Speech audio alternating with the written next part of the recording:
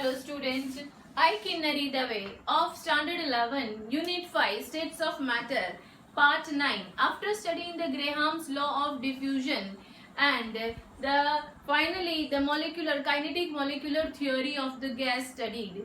Now I am going to explain you what this Part 9 of Standard 11 about Maxwell-Boltzmann distribution.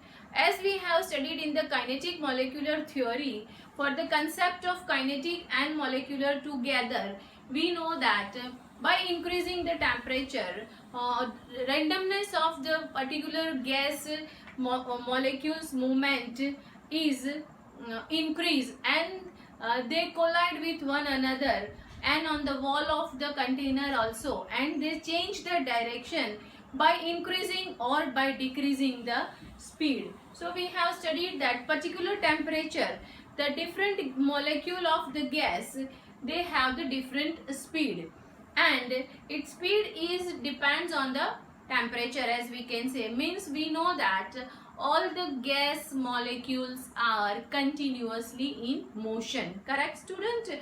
And इसके साथ में हमें ये भी पढ़ा था कि उनकी डेंसिटी जो है by applying the pressure means increasing the pressure they comes closer and the density will be decrease and there speed bye colliding the speed and direction both will be change.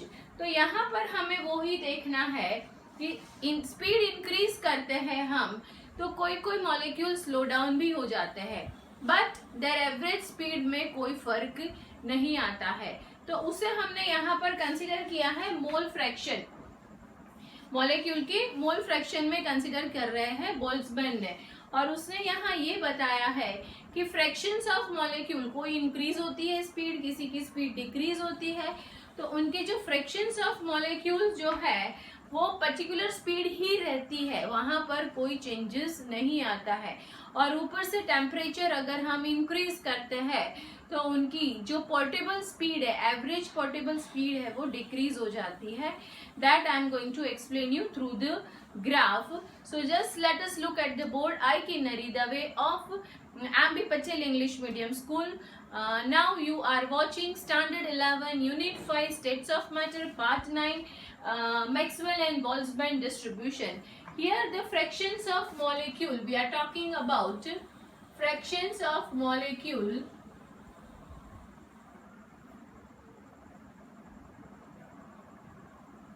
possess. We are learning this with the graph. I am showing you the graph. Possess the particular speed.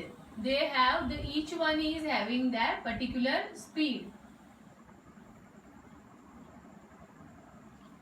and that particular speed remains constant at constant temperature. That speed remains constant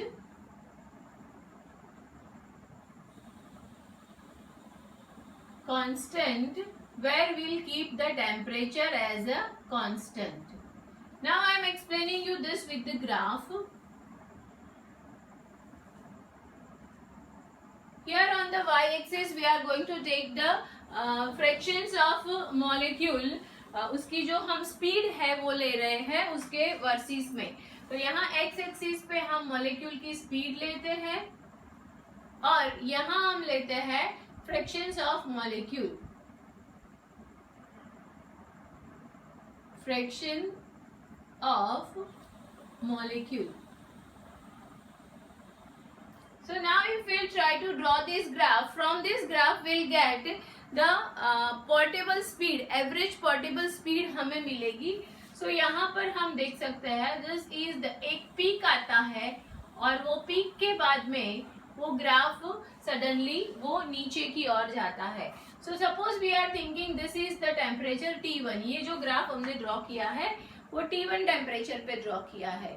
now the next graph we are taking that the temperature is T2 and now the temperature T2 is greater than T1. Here consider we are taking T2 temperature is greater than T1, but the molecular fraction जो अगर देखते हैं हम तो वो decrease हो जाती है स्टूडेंट. सो यहाँ पर this is our T2 temperature और ये यहाँ ये पीक से लेके ये जो हमारी स्पीड है, तो यहाँ आप देख सकते हो T1 के कंपैरिजन में T2 की स्पीड ज्यादा मिल रही है आपको. So as the temperature increase the speed of that molecule will be also increase and this is known as, ये जो हमारी स्पीड जो बता रहे हैं ये दोनों के लिए, that is known as the most this is the most portable speed. This speed is just compare with the temperature, so it is our most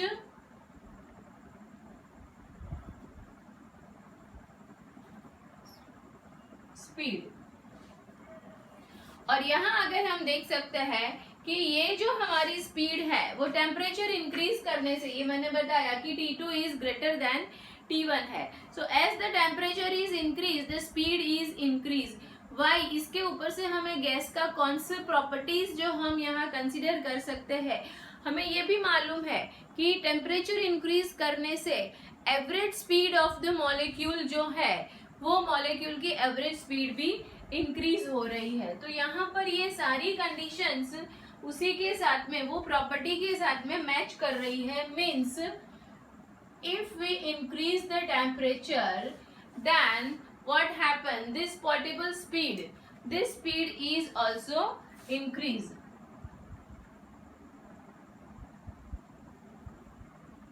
speed also increase.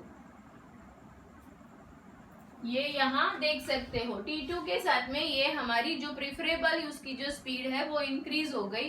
क्यों इंक्रीज हुई? उसके साथ में हमें मालूम है कि जैसे स्पीड इंक्रीज होती है तो उसके साथ में एवरेज टेम्परेचर भी हमें देखा है कि एवरेज स्पीड, एक मॉलिक्यूल की स्पीड इंक्रीज हुई, दूसरे दो की डिक्रीज हुई, उसके बाद में बाकी के 4 की इंक्रीज हुई. तो यहाँ एवरेज क्या रहा students? Average speed also increase. So average speed increase. तो ये बात यहाँ पर मैक्सवेल और बोल्ट्जमैन ने बताई है कि उसकी जो प्रोबेबल स्पीड है, ये जो उसकी प्रोबेबल स्पीड है वो प्रोबेबल स्पीड यहाँ इंक्रीज हो जाती है. This is our probable speed. By increasing the temperature the probable speed also increase because as the temperature increase average speed also increase. ये हमें आगे भी काइनेटिक मॉलिक्यूलर थियोरी में हमने पढ़ा हुआ है. तो अब अगर हम देखते हैं कि फ्रैक्शन ऑफ मॉलिक्यूल्स जो है, यहाँ अगर ये ग्राफ से दूसरा क्या पता चलता है, ये तो पता चल गया कि प्रोबेबल स्पीड उसकी इंक्रीज हो गई, पर फ्रैक्शन ऑफ मॉलिक्यूल जो है वो आप देख सकते हो टेम्परेचर इंक्रीज होने से फ्रैक्शन ऑफ मॉलिक्यूल डिक्रीज हो गया. T1 के ऊपर आपका फ्रैक्शन ऑफ मॉलिक्यूल का ग्राफ यहाँ था, T2 पे आपका फ्रैक्शन ऑफ मॉलिक्यूल का ग्राफ यहाँ पहुंच गया. तो उसके साथ में हम ये नोट डाउन कर सकते हैं कि टेम्परेचर इंक्रीज, दूसरा रिजल्ट हमें मिला इसमें से कि temperature increase the fraction of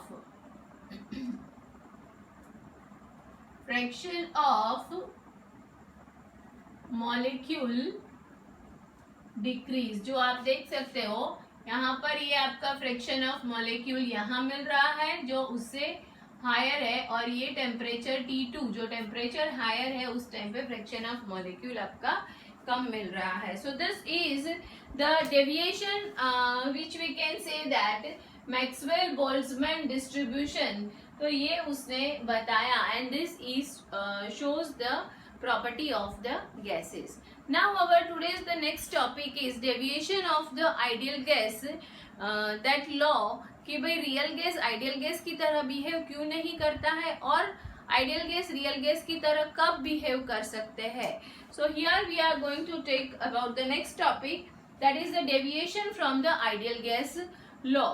And this was given by the Van der Waal. So next topic is deviation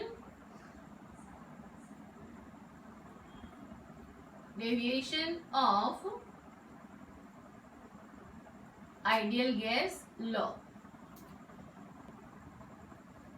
and as I said it was given by van der Waal.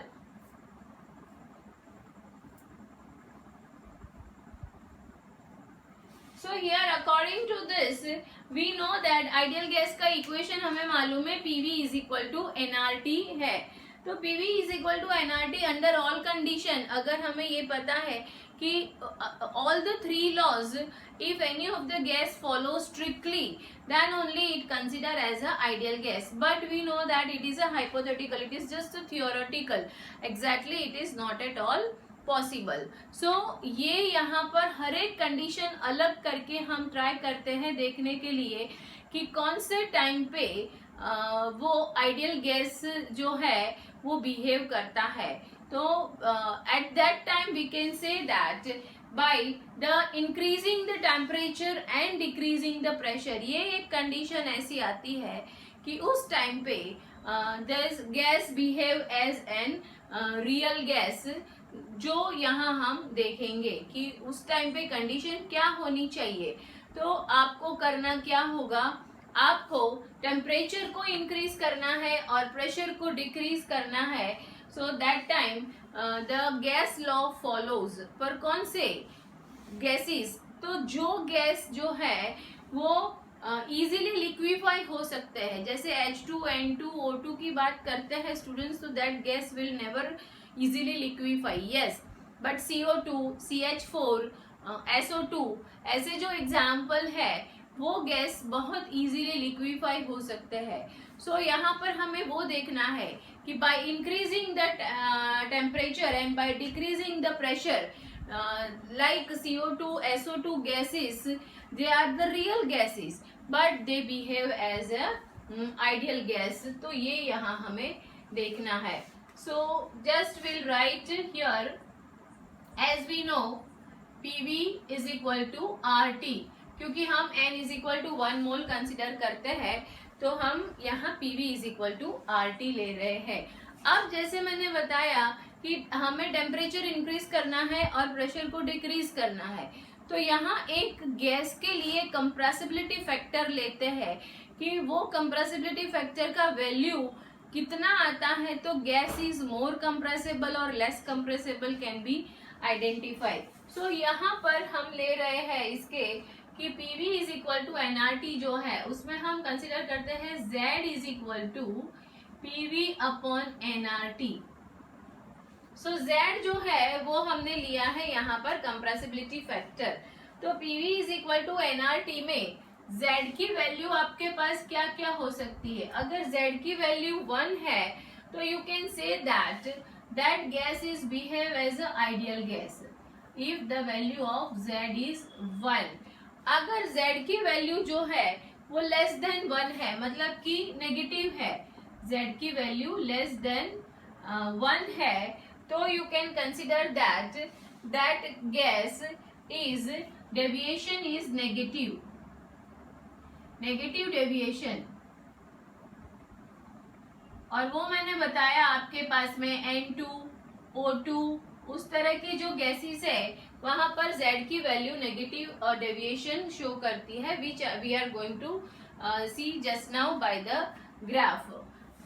Sorry student, यहाँ N वो Z की value यहाँ हम greater then 1 भी ले सकते हैं, मतलब कि तो यहाँ हम less than Z is less than 1, तो वहाँ हमें CH4 SO2 अभी मैंने जो आपको बताया वो गैस की जो इजीली लिक्विफाई हो सकता है. और Z जो रियल गैस है, तो रियल गैस के लिए Z does not equal to 1, मतलब यहाँ पर यही कंडीशन फुलफिल नहीं होती है, तो जिसे हम कहते हैं रियल गैस. तो Z does not equal to PV by nRT, तो इसका मतलब ये कह सकते हैं कि Z does not equal to 1, तो वो है हमारा रियल गैस. और जो गैस इजीली लिक्विफाई हो सकता है, जिसका डेविएशन नेगेटिव है, मतलब कि Z की वैल्यू लेस देन 1 है, वो गैस के लिए हमें कह सकते हैं कि this gas is more compressible. और इसीलिए आपको पता है स्टूडेंट्स, मीथेन गैस जो है जिसको हम यूज करते हैं एज अ फ्यूल। उसके अलावा CO2 गैस है, उसको आप सोडा वाटर में यूज करते हो, मतलब you can compress it and you use it. So this gas is more compressible then H2O2 and N2 type of gas. तो यहाँ अब हमें वही देखना है कि Z की वैल्यू ग्रेटर देन 1 है तो पॉजिटिव डेविएशन होगा। यहाँ हमने Z की वैल्यू लेस देन 1 लिया है तो नेगेटिव डेविएशन बताया है। अब जब ये मोर कंप्रेसिबल है तो इसका मतलब हम क्या कंसिडर कर सकते हैं, उसके बीच में फोर्स ऑफ अट्रैक्शन है वो ज्यादा नहीं है, मतलब कि रिपल्सिव फोर्स जो है, रिपल्सिव फोर्स इज स्ट्रॉन्गर। सो ये हम यहाँ कंसिडर कर सकते हैं कि gas is more compressible where the Z does not equal to 1, that gas is known as the more compressible.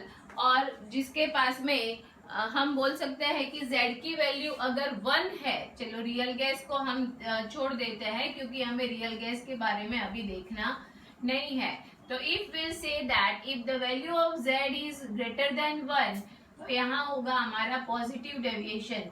और जब पॉजिटिव डेविएशन होता है हमारे पास में, तो वो गैस जो है वो हमारा लेस कंप्रेसिबल होगा। अब यहाँ पर हम वो भी चेंज कर रहे हैं, पॉजिटिव डेविएशन है मतलब लेस कंप्रेसिबल है, और लेस कंप्रेसिबल है उसका मतलब जो है उसका रिपल्सिव फोर्स जो है वो स्ट्रॉन्गर है। तो ये रिजल्ट हमें मिल रहा है PV is equal to NRT के ऊपर से हम deviation of ideal gas law लेते हैं। तो अब इसका ग्राफ मैं यहाँ ड्रॉ करके आपको समझाने की कोशिश कर रही हूँ। ये ग्राफ हम ड्रॉ करते हैं स्टूडेंट। यहाँ आपके पास में है Z, मतलब ये आपका कंप्रेसिबिलिटी फैक्टर, और उसके साथ में आप ले रहे हो प्रेशर इन एटमॉस्फेयर में। तो यहाँ है आपके पास में प्रेशर, वो है एटमॉस्फेयर में। प्रेशर ले रहे हैं near by 200, 400, 600 and so on. और यहाँ पर हमारे पास में ये है Z की वैल्यू 1, और नीचे आपके पास में है 0.8, 0.6, 0.4, ऊपर आपके पास में है 1.2, 1.4 एंड सो ऑन। तो यहाँ जहाँ आप देख रहे हो कि Z की वैल्यू 1 है, तो वो जो भी गैस होगा वो गैस आपका आइडियल गैस होगा। और उसके साथ में अगर हम देखें तो मैंने यहाँ बताया CH4 है, SO2 है, उसका नेगेटिव डेविएशन आता है। तो अगर हम वो कोशिश करते हैं तो वो सबसे ज्यादा डेविएशन जो है वो CH4 का होता है, इस तरह से वो डेविएट होके फिर। तो ये है हमारा सपोज से CH4 गैस। और अगर N2 और H2 की बात करते हैं तो वो डायरेक्टली, मतलब कि यहाँ उसका कोई भी डेविएशन नहीं होता है। तो ये है हमारा N2 गैस। तो इस तरह से हम उसके बारे में देख सकते हैं कि H2 गैस है, N2 गैस है, वो डेविएट नहीं हो रहे हैं या तो थोड़े से ही डेविएट हो रहे हैं। तो सबसे लेस कंप्रेसिबल जो गैस है वो है हमारा ये H2 गैस। उससे अगर थोड़ा डेविएट होके चल रहा है तो वो है हमारा N2 गैस। और सबसे ज्यादा डेविएशन जो बता रहा है वो है methane gas. Student, this graph is already given in your text book. You can open your text book and you just check it out. This was given in the textbook only. ये graph के साथ में अब यहाँ हमने अलग अलग gases लिया था। दूसरा ग्राफ हम ये कर सकते हैं कि सिर्फ हम N2 गैस लेके टेम्परेचर अलग अलग लेते हैं, और हम देख सकते हैं कि मैंने जब अभी आपको बताया कि real gas is behave as an ideal gas, वो हम कब कह सकते हैं कि जब हम टेम्परेचर इंक्रीज करते हैं और प्रेशर को डिक्रीज करते हैं। तो दूसरा ग्राफ हमें वो लेना है, हम तब लेते हैं N2 गैस और हम टेम्परेचर को डिफरेंट कर रहे हैं। ग्राफ तो होगा हमारा Z वर्सेस P का ही। So here I am just drawing that graph. Here Z versus P. P is in the atmosphere, and Z is our compressibility factor, and this is the value of Z1. Same way here 0.8, 0.6, 0.4, 1.2, 1.4 and so on, and this is our ideal gas. We are taking only the example of N2 gas student. तो हर एक हम सिर्फ temperature बदल रहे हैं, gas नहीं change कर रहे हैं. तो सबसे पहले अगर हम लोएस्ट टेम्परेचर से शुरू करते हैं तो ये यहाँ पर टेम्परेचर ले रहे हैं 223 केल्विन टेम्परेचर मैंने लिया. इसके बाद में मैं टेम्परेचर अगर बढ़ाती जाती हूँ तो यहाँ मैंने ये लिया, तो ये जो मेरा टेम्परेचर है वो टेम्परेचर मैंने लिया है 323 केल्विन, और ये मेरे टेम्परेचर जो है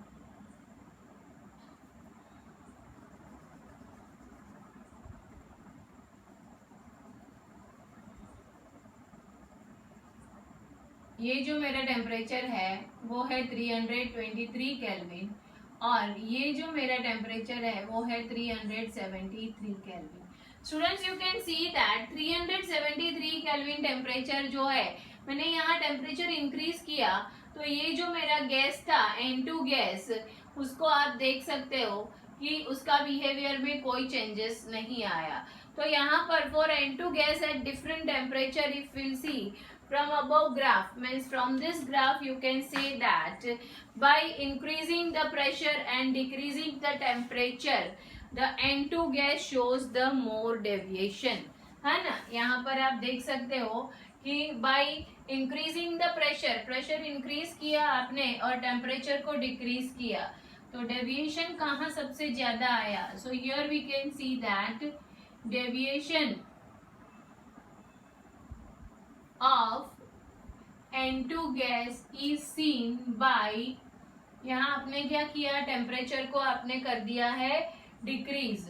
सो टेम्परेचर डिक्रीज एंड यहाँ आपका प्रेशर यहाँ जो है वो है 200 एटमॉस्फेयर में ही है स्टूडेंट. तो डिक्रीज हुआ टेम्परेचर और यहाँ प्रेशर जो है आपका इंक्रीज हुआ.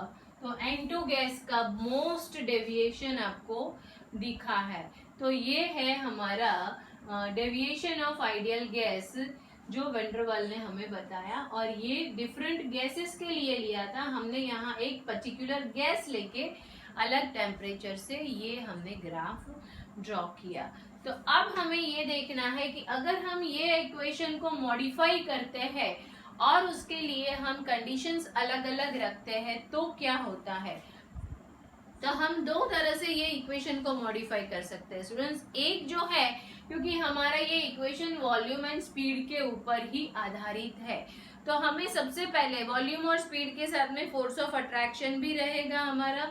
तो volume of the gas molecule, पहला पॉइंट हम मॉडिफाई करने के लिए रहेंगे volume of the gas molecule, और दूसरा पॉइंट हम कंसिडर करेंगे फोर्स ऑफ द अट्रैक्शन.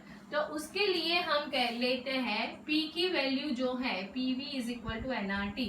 तो P प्लस A/V². अब यहाँ A जो है, A जो हमने लिया है वो हमने उसके लिए value depend on the gas, वो हमें कांस्टेंट लेके काम कर रहे हैं. तो P के बदले में आप लिख सकते हो P प्लस A/V², और V तो V माइनस B. तो B is also a constant and is equal to RT. ये आपने कंडीशन, इस इक्वेशन को मॉडिफाई किया by volume for the gas molecule and the speed, force of attraction of the gas molecule. अब इसमें result किस तरह से होता है, तो पहला रिजल्ट फाइंड करने के लिए हम जो है वो एक ही वैल्यू, मतलब फोर्स ऑफ अट्रैक्शन जो है वो इंक्रीज होगा, है ना. अगर आप एक ही वैल्यू इंक्रीज करोगे तो आपका फोर्स ऑफ अट्रैक्शन जो है वो इंक्रीज होगा. तो फोर्स ऑफ अट्रैक्शन इंक्रीज होता है स्टूडेंट्स आपका, तो उसके साथ में आपके पास में रिजल्ट जो है वो क्या आ सकता है, तो वो हमें कंसिडर करना है कि फोर्स ऑफ अट्रैक्शन एक ही वैल्यू इंक्रीज होंगी तो A/V² जो है वो है निग्लिजिबल हो जाता है. कब, तो जब प्रेशर लो होता है तब। तो हमें low pressure and pressure low है तो उस टाइम पे आपका वॉल्यूम जो है वो है हाई। तो वॉल्यूम जब हाई होगा तो आपकी A बाई वी स्क्वायर की वैल्यू हो जाएगी निग्लिजिएबल। तो A बाई वी स्क्वायर को आप कंसिडर नहीं कर सकोगे। तो यहाँ आपको रिजल्ट मिलेगा P, ये तो आपका एज इट इज ही रहेगा ना स्टूडेंट्स।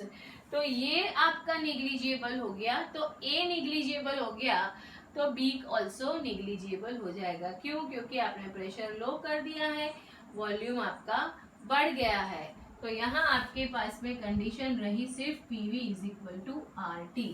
कौन सी कंडीशन पे? लो प्रेशर पे एंड वॉल्यूम इंक्रीज हुआ तो A बाई वी स्क्वायर की वैल्यू एंड B की वैल्यू निग्लिजिबल हो गई।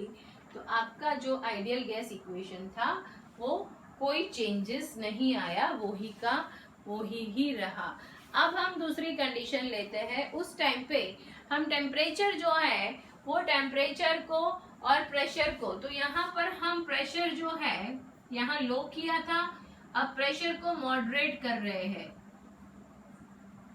प्रेशर को हम मॉडरेट प्रेशर कर रहे हैं। तो प्रेशर जब मॉडरेट होगा तो हमारा वॉल्यूम जो है वो डिक्रीज हो जाता है, और वॉल्यूम के डिक्रीज हो जाने से student A by V square जो है वो इंक्रीज होगा। सो मॉडरेट प्रेशर वॉल्यूम जो है आपका वो डिक्रीज हो जाएगा, और उसके ऊपर से आपको क्या मिलेगा?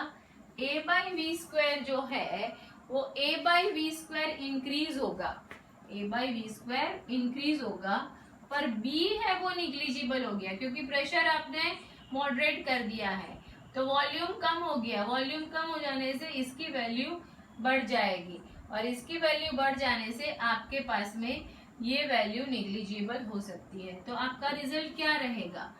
P plus A by V square, और ये B क्योंकि B निग्लिजिबल हो गया तो यहाँ V is equal to RT।